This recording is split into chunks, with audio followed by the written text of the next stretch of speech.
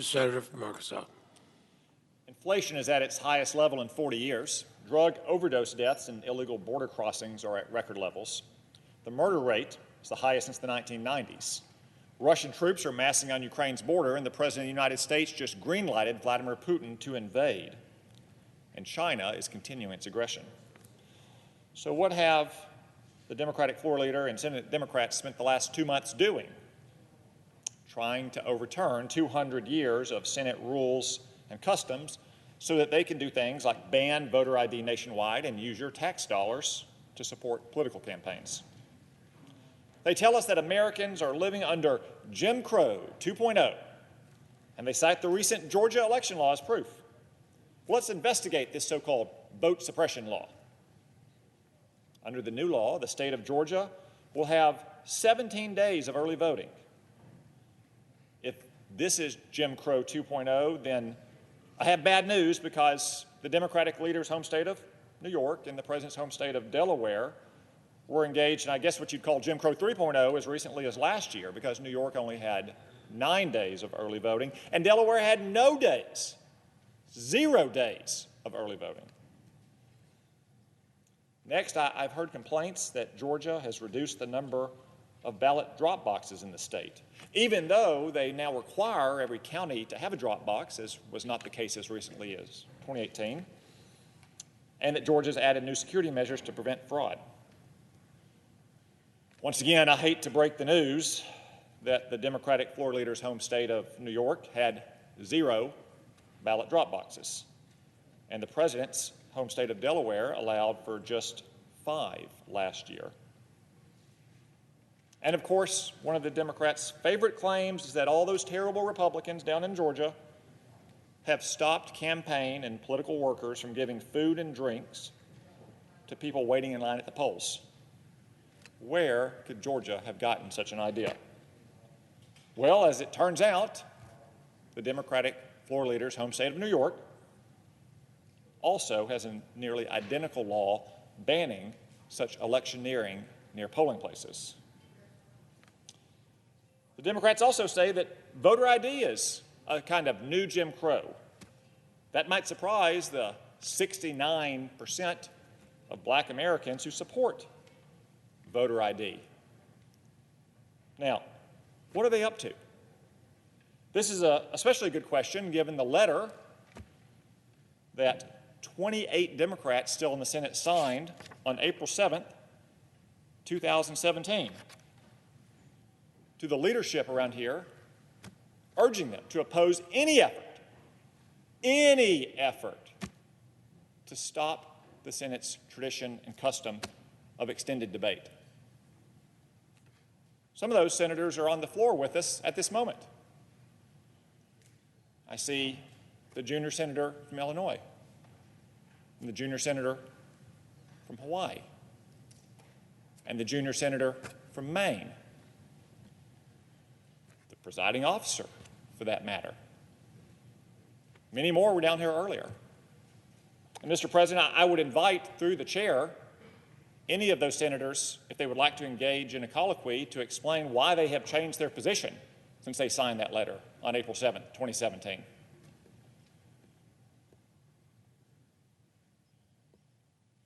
I guess I don't have any takers. I will point out that of the 28 Democrats who signed that letter— Will the senator yield? I will certainly yield. Thank you. Excuse me. Senator from Maine. I'm one that signed that letter. First, let's talk about the letter itself. What it says is, we're united in our determination to preserve the ability of members to engage in extended debate when bills are on the Senate floor. I agree with that. The proposal that's going to be put on the floor today is one that will allow extended debate. There are 2 points that have caused me to modify the position that I took on this letter. One is the nature of the issue that's before the body. If we were here talking about immigration or gun control or any of the other many issues that we consider, I wouldn't be taking the position that I am. I believe that the rules of the Senate are important and that extended debate is an important part of the Senate process. However, we're talking about fundamental structural changes, not policy changes, but structural changes, that I believe, in spite of your comments, that in many states across the country are compromising the ability of our people to express themselves in our democracy. I consider that qualitatively different than a policy difference. And that's why I am here today to talk about revising the rules, not blowing up the filibuster, but to get back to what the filibuster actually means. And that is extended debate. I'm all for extended debate until we're exhausted, until we've made a deal, until we've come to a compromise. But the problem is the filibuster as we define it today is a distant cousin of the real filibuster. The radical change in the filibuster isn't what's being discussed today. It was made in 1975 almost by accident. In 1975, they were debating whether it should be 2/3 of senators present and voting or a lower number, and they compromised on 60 senators of sworn members.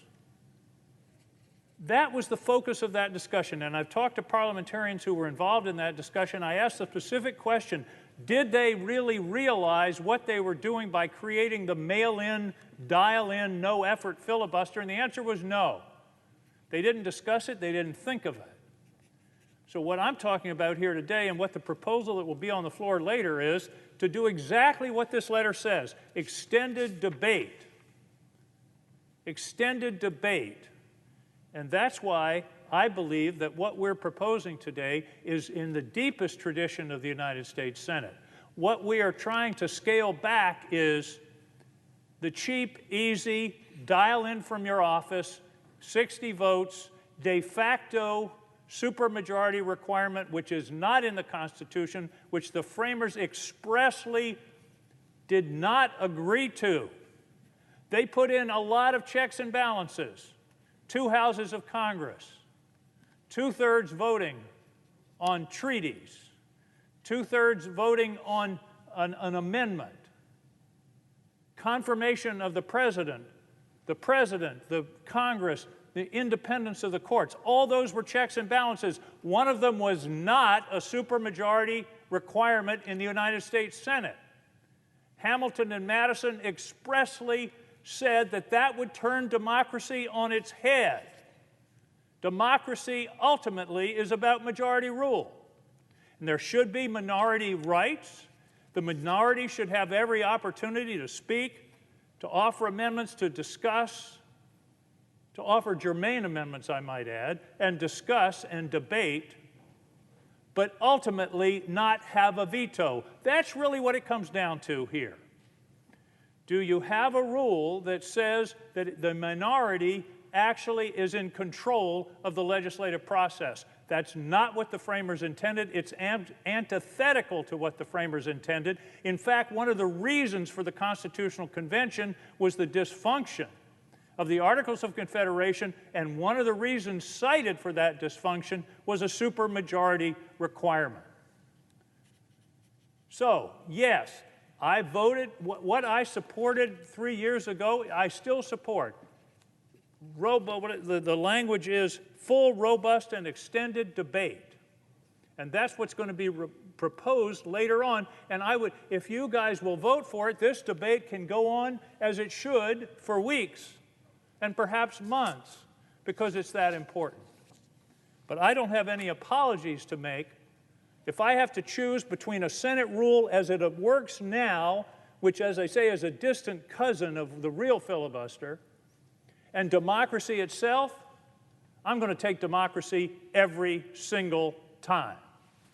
Well, I thank the Senator from Maine for explaining the change in position. I was not seeking an apology, merely an explanation, since I haven't heard that much over the last year or so. I can respond to a few of these points. So the senator from Maine said it was the nature of the issue at stake. Well, first off, I'd point out I have the letter in front of me here. It's very short. It's only 2 paragraphs long. There's nothing in there about the nature of the issue at stake, about whether we're talking about immigration or gun control or, in this case, election takeover laws. The senator from Maine referred to the cheap and easy filibuster. I don't necessarily agree with that characterization, but I would point out that that's exactly the kind of cheap and easy filibuster that was in place in 2017 when 28 Democrats signed this letter.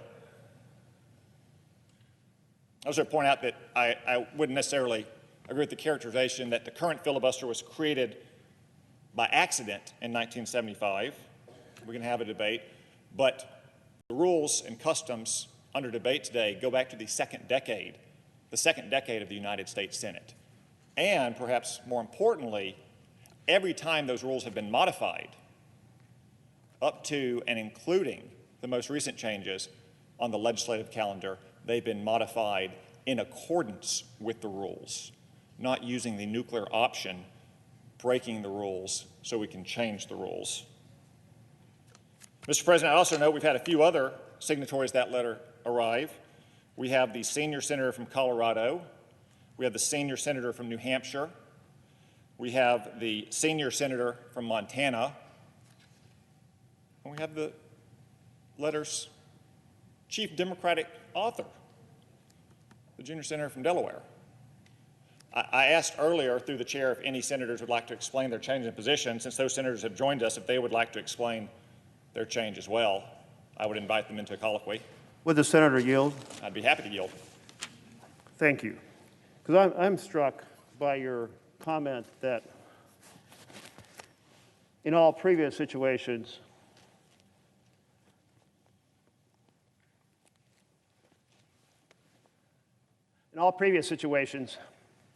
that the rules have been modified by a change of the rules that is done through the regular rule process. Because I'd encourage you to read up on your Senate history, it's just not the case. In fact, under Senator Byrd's leadership, 9 times this chamber changed the interpretation of existing rules, and they didn't do it through a formal rules change process. They did it with an interpretation of the chair being sustained or by reversing the interpretation of the chair. And you've been here when a nuclear option modified the rules. Your party led the effort to change the requirement for closing debate on the Supreme Court. And you've been here, or I think you were here, your colleagues were here, when they changed the rule, not by changing the rules formally, but by reinterpreting it through a nuclear option in regards to decreasing the number of hours for debate on district judges. It also goes back to the fact that your team changed the rules without going through the formal rule process on how reconciliation is done in order to be able to do tax cuts for the rich. And then Kent Conrad, on our side, advocated change it back, and your side, in preparation for the Trump tax cuts of 2017, changed the rule again.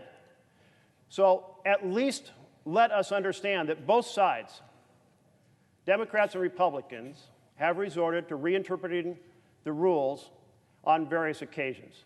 Just a point of clarification that your statement was wrong. I appreciate the comments of the senator from Oregon, and I want to commend him for principled consistency on this question. He did not sign that letter. In fact, one of the earliest conversations I had with any Democratic senator in 2015 was with the senator from Oregon about some of these very questions. He has had these reservations about the cloture rule, about the rights and customs of extended debate. He has not changed his view on those positions, so I commend him. I will point out, he mentions the nuclear option on the Supreme Court. Of course, that simply followed what the former Senate Democratic leader Harry Reid did in 2013 on the executive calendar. I will also point out that that happened in February or March of 2017, if I recall. This is 2017. This letter was written in April of 2017. But if there's no more extended debate on this question, I would invite the senator from Virginia through the chair. President, if I might respond. Senator Cotton, what Angus said, and I'm so glad that Senator Langford has stayed in the room because you've been saying we've changed our position. You just really need to read the letter, and I do appreciate that you put it up, because others were referring to the letter without doing that. And the operative phrase is exactly what you read. We are united in our determination to preserve the ability of members to engage in extended debate when bills are on the Senate floor. We couldn't even debate this bill. You guys wouldn't let us.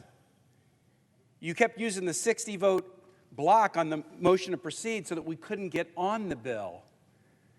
In the 5 years since 2017, many of us have come to realize this is what we want, but the current abuse of Senate rules is blocking us from having discussions about voting rights or about matters that you think are important. This is still what we want. We want the ability to have extended debate when bills are on the Senate floor. And that is what the motion will eventually be about when we vote on it later today. To move to a talking filibuster instead of a secret filibuster. The way to look at the rule change that we're going to contemplate later is, if you really love the filibuster, and the word filibuster isn't in this letter at all, but if you really love the filibuster, do you demand that it stay secret, or should it be carried out open, publicly, in view of the voters and your Senate colleagues? That's what the vote will be. We have listened to those of you who have said, don't abolish the filibuster, don't nuke the filibuster, don't blow up the filibuster, don't weaken the filibuster. And the only change we propose is that the filibuster be a public filibuster, not a secret one. And so you stood on the floor and asked if we would join you in that operative phrase, engage in extended debate when bills are on the Senate floor. The combination of the block on the motion to proceed together with the paper pocket filibuster, where people do not have to show up to speak, much less to vote, we can restore the filibuster, frankly, to what it was during the vast majority of the Senate's history, and require that people actually do it and be accountable to their colleagues and to the public. And that's what we propose to do. Mr. President, Mr. President, I invite the senator from Colorado to engage in colloquy. Thank you. I appreciate that.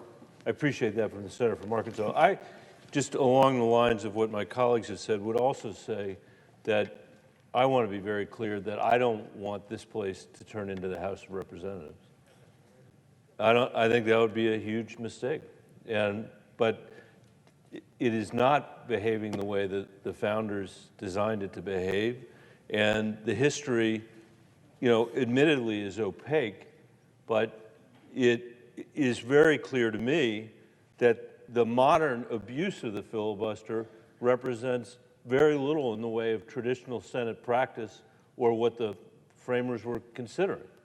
So I can imagine finding ourselves to a place where we actually have extended debate, where we actually have a public filibuster like we used to have. Everybody remembers the movie version of that, but they actually did that on the floor of the Senate, versus the secret filibuster that acts as a perpetual veto by the minority on the majority, something that the framers clearly were trying to avoid, and at the same time gives the minority the chance to hold the floor, persuade the American people of their point of view, amend legislation in ways that is unimaginable in the House, and then in the end gives the majority the chance to actually make a decision so we can effectively compete with countries all over the world that aren't held up by the kind of veto we're talking about. There's not a legislative body in the world that I'm aware of, except in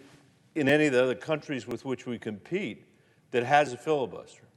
So I'd say that other piece of this, the idea that we're going to seesaw back and forth and back and forth and back and forth, I think the reality is that's not what happens in other places that don't have a filibuster.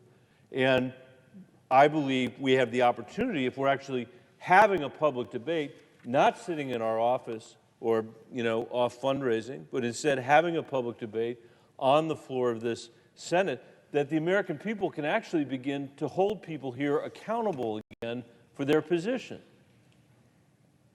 on health care or guns or whatever it is. We don't ever get the chance to do that here because we never even have a debate in the world's most deliberative body. So if we've got a disagreement tonight about the form of all of this. My hope is that in the wake of this, if we're not successful, we actually do the American people a favor by creating a set of rules that actually will make this place work. I have been here now for 12 years. It's hard to believe.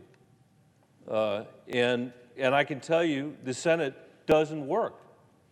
It can't get its basic business done, much less make hard decisions. And I think we can do better than that. And I hope we will. Mr. President, the senator from Oklahoma was directly addressed, and I believe he'd like to engage in a brief The senator colloquy. from Oklahoma. President, thank you. To my friend, through the chair, to the senator from Virginia, thanks for the engagement. We'll continue to be able to engage, be able to talk through this. Part of our challenge on dealing with this dialogue today is none of our side has actually seen the proposal tonight. It's a secret proposal that's coming out that all the conversation is this restores the talking filibuster. We're like, really? What does it say?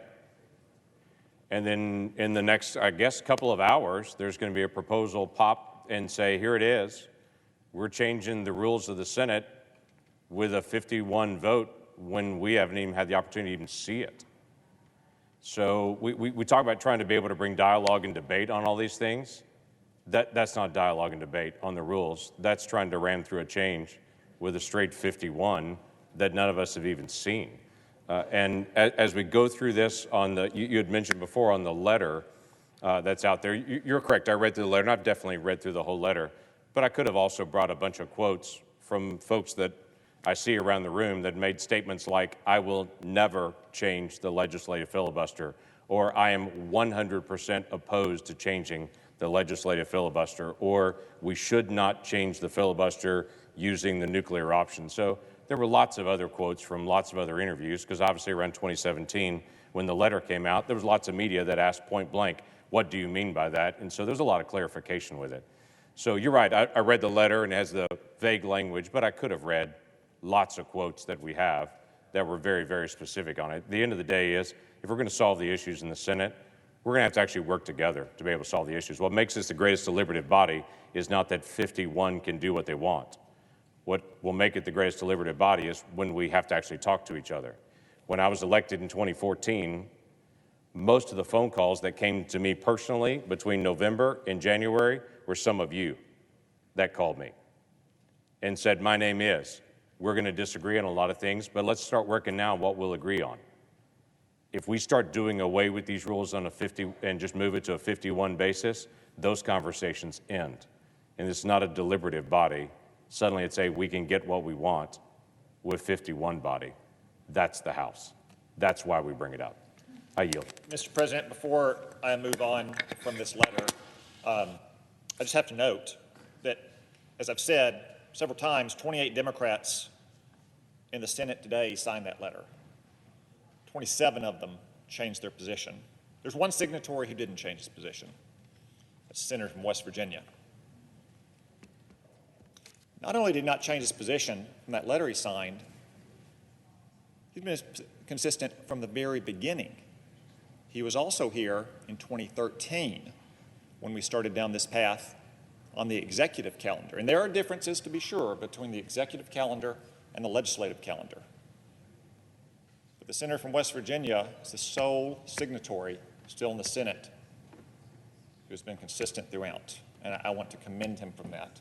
And I want to note for the record, the senator from Arizona, apparently the only other Democratic senator who will oppose this maneuver, did not sign the letter in 2017 because she was not in the Senate in 2017. So, Mr. President, in conclusion, why are we doing all this?